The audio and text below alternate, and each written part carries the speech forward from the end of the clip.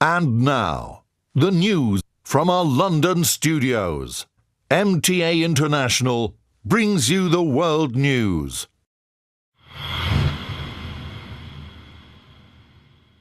Assalamu alaikum and welcome to a World News special featuring an interview given by the world head of the Ahmadiyya Muslim Jamaat, Hazrat Mirza Masroor Ahmad, to the Canadian Broadcasting Corporation's national correspondent Carolyn Dunn.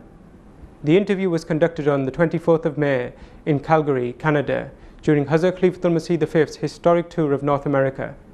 MTA News is very pleased to be able to exclusively bring to you the interview in its entirety, courtesy of CBC. Could you tell me what your, since I'm afraid I wasn't in there for your, for your message in the mosque, tell me what it was, what you were telling the people here in Calgary. I normally pay a visit to my people to enhance their spiritual level, to let them understand their responsibility towards their fellow beings, to become more humble, to become more honest, to become more law-abiding, to become more helpful to the needy people. So this is the message. And of course, to recognize your Creator more than before. The Canadian Office of Religious Freedoms was actually opened in one of your mosques, and I'm wondering what that means to you. Yes, you see, it was the government who requested that they want to inaugurate their new office. And since we Ahmadis are also one of the, as a group, the victims of the persecution in some countries, so they requested that it would be better if the office is opened from our place. So we happily accepted that one. And so otherwise we didn't mean anything from the government. We didn't want anything from the government. Do you think that Ahmadiyya is a true reflection of a persecuted sect? Ahmadis, so if you know about Ahmadis, you know in 1974, the then government of Pakistan, which was Bhutto regime, they enacted a law against Ahmadis that it was the first ever example, I think, in the history of the political governments, that a political government is taking decision for a certain religion, that whether they are of this faith or not. So they decided and passed the law, and the law was enacted in September 1974, that Ahmadis are not Muslim for the purpose of law and constitution. And later on, when Bhutto was overthrown by Ziaul Haq, he also appeased the mullahs. To appease the mullahs, he further reinforced that law by implementing it, that you cannot name yourself as Muslim, name himself. You cannot practice what you want to do. So even this is why the head of the Ahmadiyya community, my predecessor, had to migrate from Pakistan because he could not practice, preach, or even profess his religion, or to train his own people by using Islamic terminology and Islamic teaching. If I can go back on something you told me about the prophecy that Muslims will be here by name and not by practice. Is that what is happening right now, do you think? You see, you can see everywhere. Quran says that you should promote peace. And there are so many verses in the Quran which say that. The Quran says the leaders should properly look after their people, the public. Quran says that give due rights to poor. And in all these Muslim countries, do you think or do you see any of these things is happening? No. Even rights of the people are being denied in Pakistan as we are being persecuted. In Malaysia, in Indonesia, in Syria, in Egypt, and so many other countries. So they are not practicing Muslim now. They are, although they claim that they are Muslim and they are doing according to the teachings of Islam, but they are, I can say, is misconstruing the true teachings of Islam.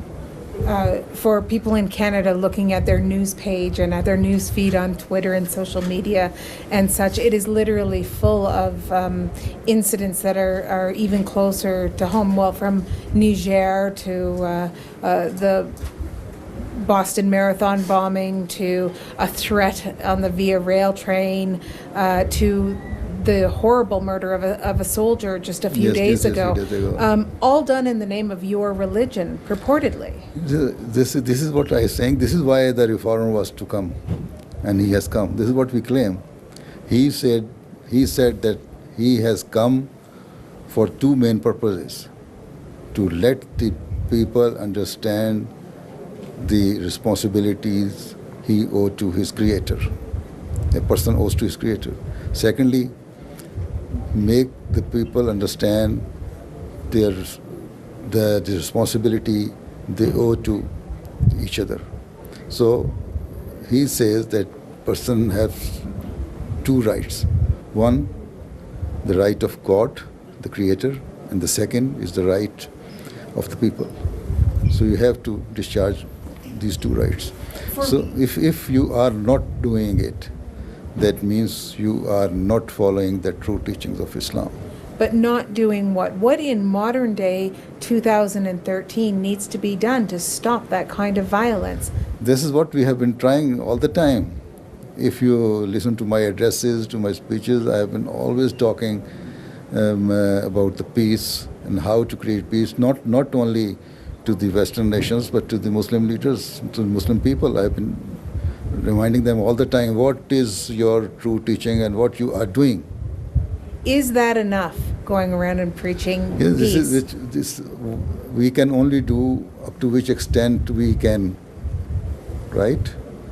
So with the limited resources, the limited means we have been trying our level best.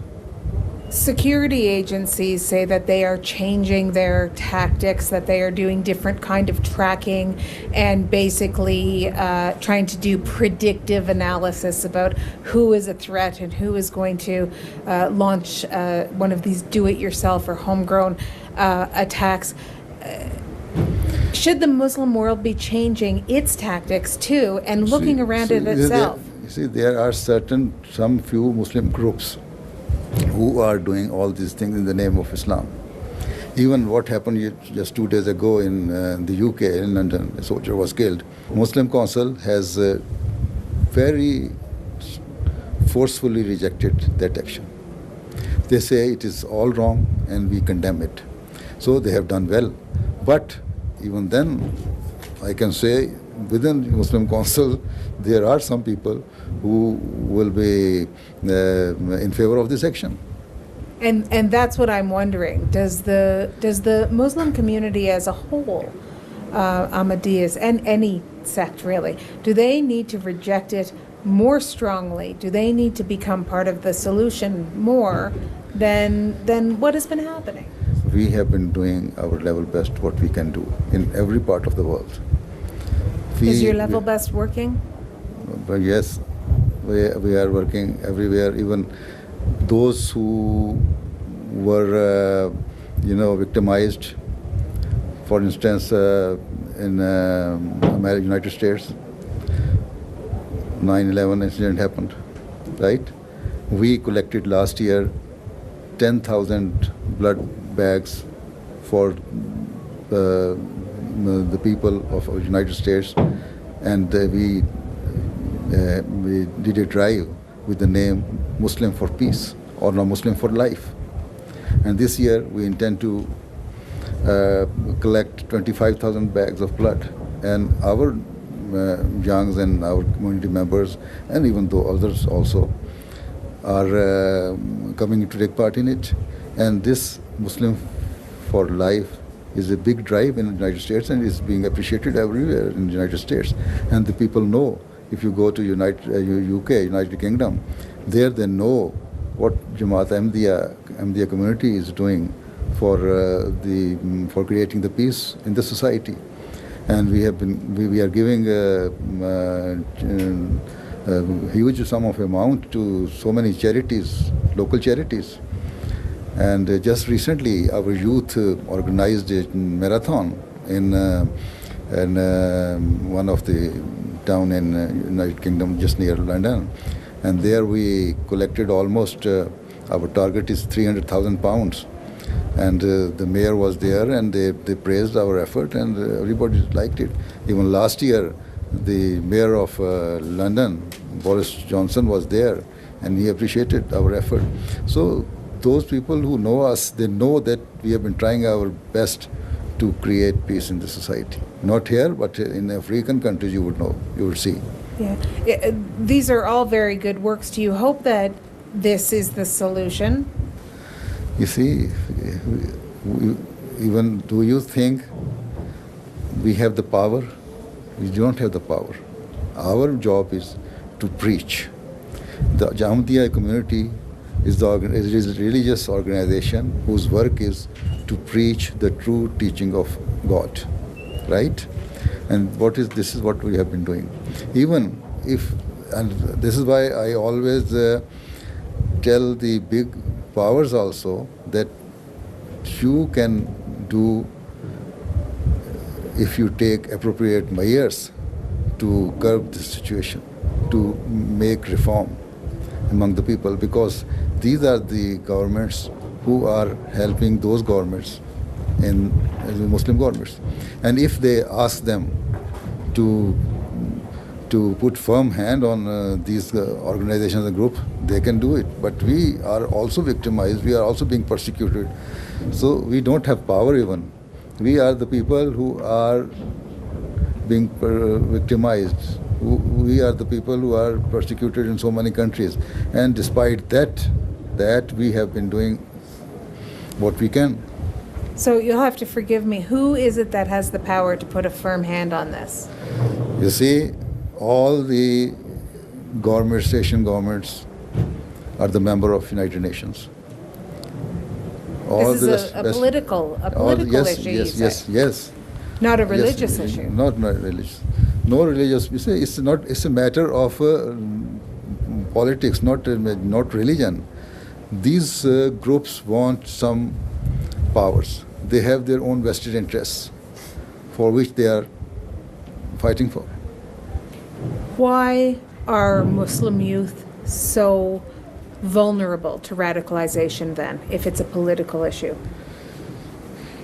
Not Muslim youth. There are some groups of Muslim youth, yes, and there is also a reaction. You know, some of the people think youth might be youth, you can say, but it's not specifically the youth. There are people of all ages who think that what is happening in Afghanistan is not right. And those Western governments who are playing their role there, it is wrong in their view. So, and in your view? In my view, the strategy should be different. See, what is happening in Syria, and now the Western governments go there. In my view, it is wrong, and I agree with the Israeli president who said that UN forces should go there, but the forces should comprise of the Arab people, not the Western people, so that the neighboring countries can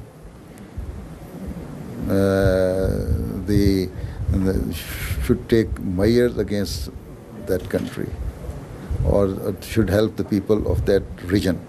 Is there any role to play in mosques, in families, to stop the exporting of violence? You see, our approach is up to our mosques.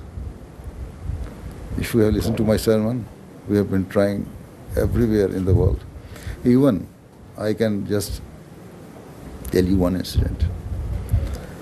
In Ghana, we have very big community there.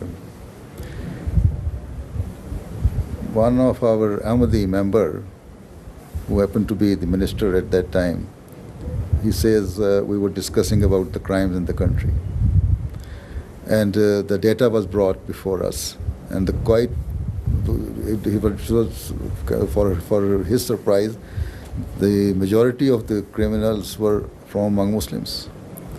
But he said to the Director General of the prison that you just find out and bring me the report that is there any Ahmadi among these criminals who have committed heinous crime?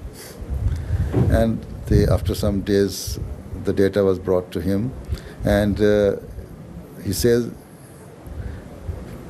according what I expected, and very rightly according to his expectations, there was no Ahmadi involved any of that heinous crime, right? So this is the society we want to create in the world. And there are now hundreds of millions of Ahmadis in the world, and you would not see they are involved in any of the heinous crimes, which is disturbing the peace of the society.